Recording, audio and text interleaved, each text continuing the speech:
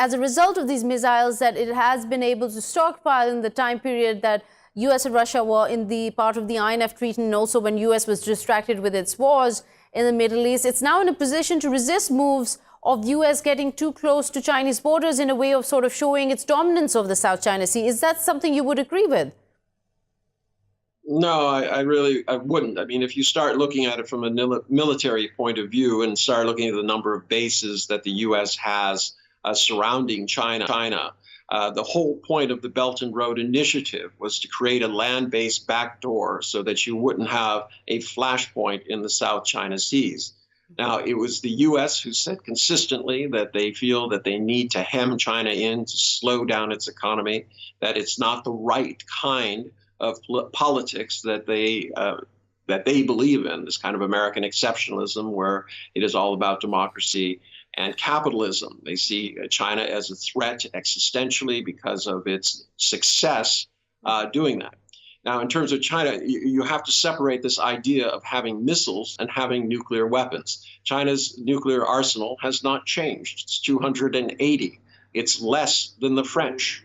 All right. So the idea that China is creating missiles, hypersonic and otherwise, is for defense of its borders.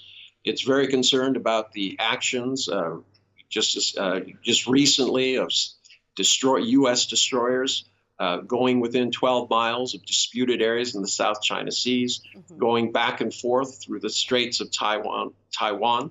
These are not the actions of somebody who's saying, I want peace. These are very aggressive actions. If China was doing the same thing in the United States, or Russia was doing the same things in the United States, there would be red alerts going on. Now, in terms of getting a multilateral system together to start talking about arms reduction, I think everybody should be in favor of that.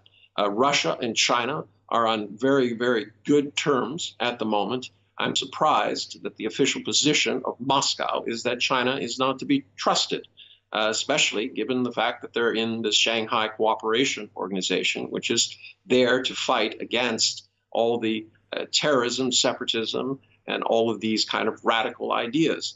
So at this juncture, it would seem more important that the two greatest powers, the ones who have 90% of the 15,000 nuclear devices and delivery systems, to cut down what they have. And then when they get to somewhere reasonable, then it would make sense to make this multilateral.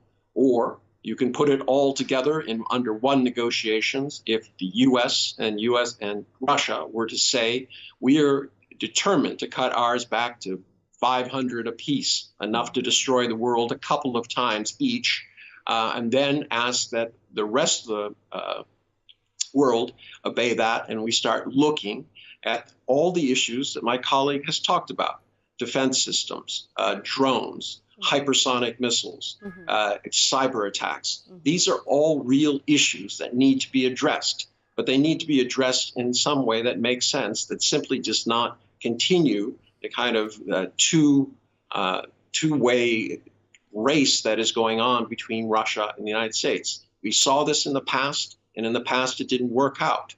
Remember, Russia's entire economy is not as great as California's.